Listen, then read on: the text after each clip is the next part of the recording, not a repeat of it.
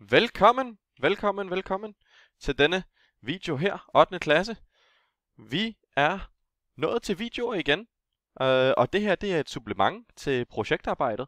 Den ser vi, fordi at vi alle sammen skal igennem lys på et eller andet tidspunkt alligevel. Så jeg tænker, at vi kan lige så godt tyvstarte lidt på det nu. Og den ligger faktisk rigtig godt op af vores emne, fordi at vi skal have om lys og solceller, nogle af os, i projektet. Og dem af os, som arbejder mere med vandkraft og andre former for energi, vindkraft osv., de kan bruge det her til at argumentere imod brugen af solceller. Men dem af jer, som specifikt skal have om solceller og lave forsøg med solceller, der er den her rigtig, rigtig smart.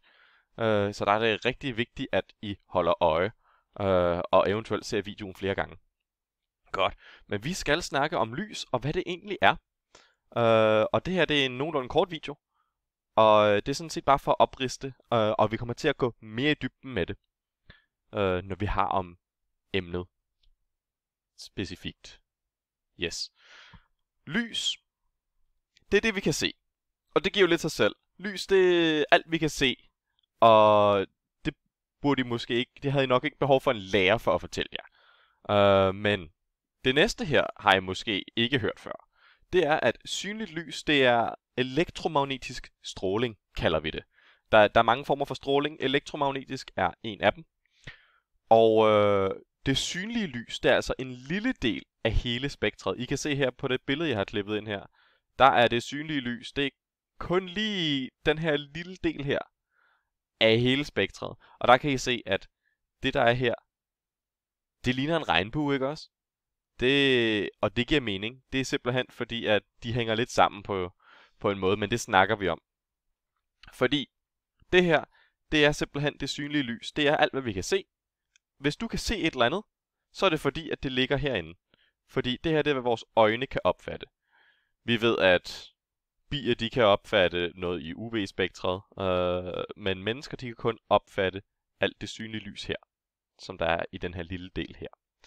De andre dele af spektret, det er gammastråling, røntgenstråling, x-rays, UV-stråling, ultraviolet, så er der infrarød og radiobølger. Og der kan I se, bølgelængden står heroppe i meter. Det vil sige, at vi er oppe på 10 i minus meget heroppe. Det vil sige, det er nanometer, vi er nede i, når vi snakker synligt lys. Det betyder, at de her bølger her, de er altså meget, meget små. Og radiobølgerne, der er vi altså op på jamen altså meter og kilometer og så videre. Godt. Det næste, det er, at lys har en bølgelængde. Det har jeg lige sagt. Bølgelængden af lys, det afgør faktisk, hvad for en farve det er. Det vil sige, at hvis du har en kortere bølgelængde, altså den er meget sådan tæt pakket sammen fra bølgetop til bølgetop, så får du violet lys af det synlige i hvert fald, og blåligt. Men hvis det er nogle større bølger, eller større bølgelængde, så har du rødt lys. Og det er faktisk sådan spektret er. Jo større bølgen er, jo mere over mod den røde ende hælder den. Og det er faktisk det, der gør, at vi ser lyset på forskellige måder. Vi ser grøn på en anden måde, end vi gør blå. Det er simpelthen bare fordi, at det har en anden bølgelængde, når vi ser på det. Det er det eneste. Og så er det selvfølgelig op i hjernen, at det her med, at vi opfatter det som en farve, det sker. Det sker op i vores hjerne. Godt. Så det næste. Sort og hvid. Hvid, det er en kombination af alle farver. Det har jeg nævnt før. Men det er vigtigt, at I får det at vide igen. Hvidt lys. For eksempel, nu sidder jeg og kigger på sneen, der falder udenfor. Sne, den giver en masse hvidt lys. Det er simpelthen bare fordi, at den reflekterer alle farver. Når I ser noget, der giver en pære, der giver hvidt lys, så er det fordi, den udsender alle farver i det synlige spektrum. Solen, den udsender også alle farver. Solen, den kan måske se gul ud hernede for os, men det er på grund af atmosfæren. Hvis vi flyver ud i rummet og væk fra jorden, så er solen hvid. Så udsender den så rammer den os med alle de synlige farver i det synlige spektrum. Sort, det er ikke en farve. Det er en mangel på synligt lys. Det er bare fordi, at sort, det absorberer alle farverne, alt lyset, og sender ikke noget tilbage. Og derfor ser vi det som sort, fordi der ikke er noget. Prismer, sådan som den her trekant herover, som er sådan en glas- eller plastiktrekant, de kan opdele det her hvide lys, som I kan se. Jeg har en gif af her. Det har I måske også set før, når solen den skinner ind ad et vindue.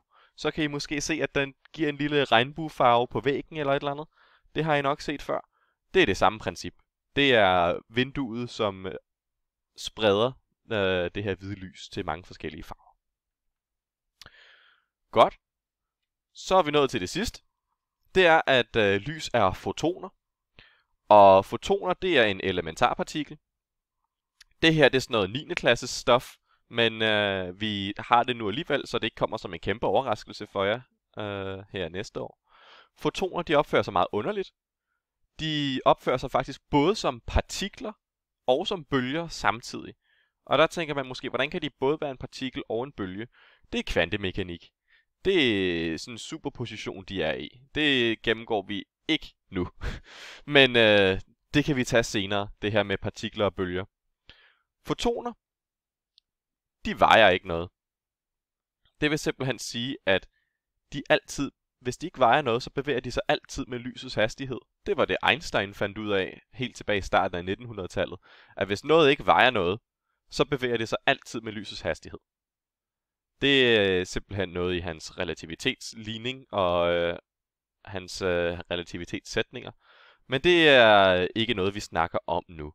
Lige nu skal I bare vide, at for lys og al elektromagnetisk stråling, det er fotoner, og de bevæger sig og har en bølgelængde. Og de bevæger sig altid med lysets hastighed. Og så har de en bølgelængde, som afgør, hvad farve de er. Og det er sådan set det, der er for denne gang. Det var bare et supplement. Nu skal I sidde og arbejde med jeres projekt sammen med jeres grupper og prøve at se, om I kan komme videre. Og jeg er her tilgængelig, og I kan bare tage fat i mig, hvis I har behov for hjælp. Yes, god arbejdslyst!